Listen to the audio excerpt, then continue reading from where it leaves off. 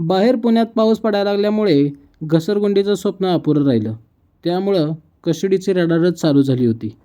आता त्यासाठी काय करायचं म्हणून फायनली मला एक मस्तपैकी लाकडाचा प्लायवूड भेटला. त्याला ऑइलचा कलर लावला होता.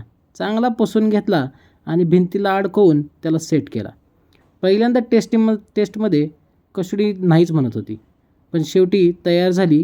पण तेवढी घसरगुंडी म्हणावी इतकी घसरगुंडी त्याला नव्हती.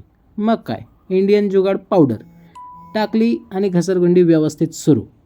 2 वेळा टेस्ट करून बघितलं तर पडण्याची शक्यता जास्त आहे असं कळल्यावरती खाली जरा गादीची सेटिंग लावली. मग काय, कस्टडी बी हुशार. पहिल्यांदा खेळण्यावरती टेस्ट केली आणि त्यानंतर मग स्वतःहून खेळणं घेऊन टेस्ट करायला लागली. आणि ही टेस्टिंग झाल्यावरती कॉन्फिडन्स आला आणि मग आता आमची घसरगुंडी सक्सेसफुल. अशा तऱ्हेने पावसाळ्यातली ही घरातली घसरगुंडी.